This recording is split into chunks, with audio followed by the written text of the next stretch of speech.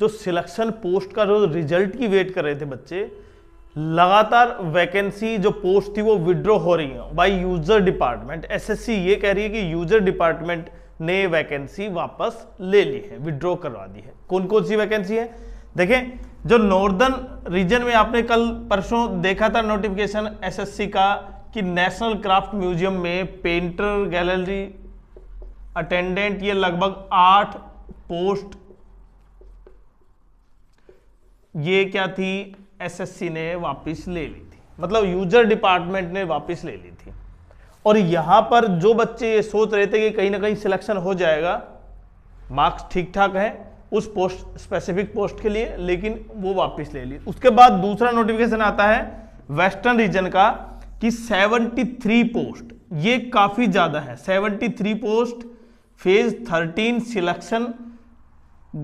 Post में जो 2025 का था, उसमें एमटीएस की 13 वैकेंसी का नोटिफिकेशन, मतलब वैकेंसी विड्रॉ कर दी है एसएससी ने। अब जो बच्चा लगातार वेट कर रहा था कि कहीं ना कहीं एसएससी इसका रिजल्ट देगी, लेकिन रियलिटी ये है कि कोई भी सिलेक्शन पोस्ट क्या सिलेक्शन पोस्ट में कोई वैकेंसी ऐसी है भी नहीं जो टॉप लेवल की हो। पहली पॉइंट तो ये है, क्योंकि कोई भी इसके बारे में क्या नहीं कर रहा कि रिजल्ट चाहे कभी भी आए। सीजीएल का पेपर हो गया, उसका टीयर 1 का रिजल्ट आ गया, टीयर 2 हो गया, और टीयर 2 की कहीं ना कहीं अब आंसर की वेट है, कुछ 1 महीने के अंदर कहीं ना कहीं इसका रिजल्ट आ जाएगा। लेकिन सिलेक्शन पोस्ट यूं का यूं पड़ा है, इसमें इससे आगे कोई पॉइंट, मतलब कोई भी चीज आगे नहीं बढ़ पाई है, रिजल्ट ही नहीं है। क्योंकि अब जब ये सोच रहे थे कि कहीं ना कहीं वैकेंसी थी वो विड्रॉ कर ली, ठीक है, अब रिजल्ट आ जाना चाहिए, लेकिन एक और नोटिस सामने आता है कि नॉर्दर्न रीजन के साथ साथ अब वेस्टर्न रीजन ने भी वैकेंसी विड्रॉ कर दी 73 एमटीएस पोस्ट की। और ये वैकेंसी विड्रॉ की है, इसमें आप ये भी समझे कि इसमें स्पेसिफिक पोस्ट है बच्चे, क्योंकि ये 10th 12th और ग्रेजुएशन लेवल पर है, और इसमें भी कहीं ना कहीं अच्छी खासी वैकेंसी होती है, 3,500-4 हजार हर बार, और उसमें भी बच्चे कहीं ना कहीं सिलेक्शन पाते हैं जिनके पास स्पेशल डिग्री होती है उन वो कैंडिडेट। लेकिन यहां पर जब आप इस तरह का कोई नोटिफिकेशन वापस लेके आते हैं कि उससे विड्रॉ हो गई है वैकेंसी, तो जो बच्चे यहां पर सोच रहे थे कि सिलेक्शन मिल जाएगा एमटीएस में, वो नहीं मिल पाया। क्योंकि ये जो पोस्ट है ये काफी डिफरेंट पोस्ट होती है, और इनमें सिलेक्शन के बाद आप ये नहीं करवाते कि नॉर्मल जो आप सीएचएसएल, एमटीएस या सीजीएल के थ्रू जो वैकेंसी लेते हैं, जो सिलेक्शन पाते हैं, उसमें जनरली यूजर डिपार्टमेंट वो है जो आपको पता है, लगभग मेनली वही है। लेकिन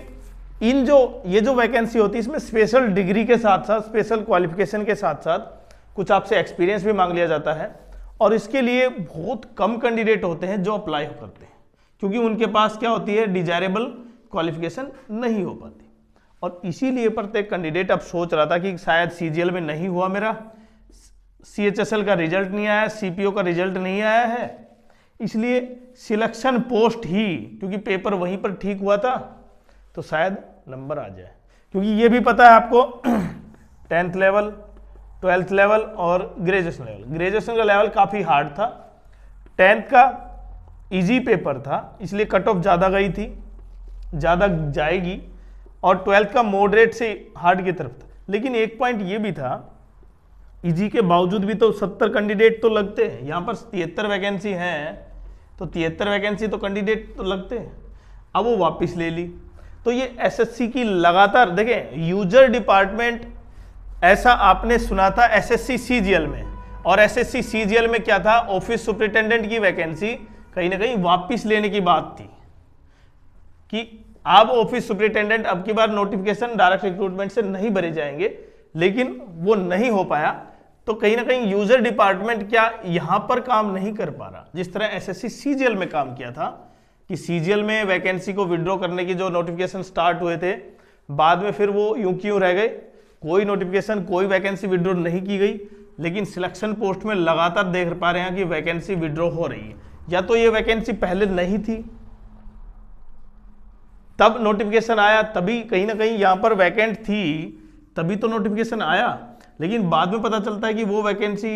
है, मतलब या तो डिपार्टमेंट को उनकी जरूरत नहीं है या फिर उस डिपार्टमेंट को कहीं और से शिफ्ट कर दिया है। तो ये कई चीजें, लेकिन कैंडिडेट क्या है, कैंडिडेट को ये पता चलता है कि उसका पेपर जो ठीक हुआ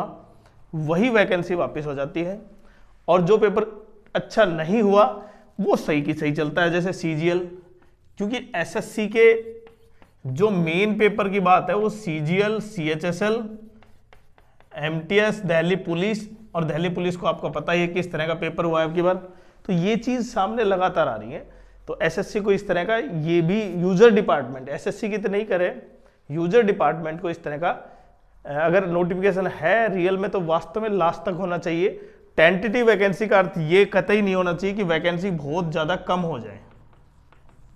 वैकेंसी बढ़नी चाहिए, न कि टेंटेटिव वैकेंसी घटनी चाहिए। उससे क्या होता है, कैंडिडेट की सिलेक्शन और कट ऑफ पर भी प्रभाव पड़ता है, जिससे बहुत से कैंडिडेट बाहर हो जाते हैं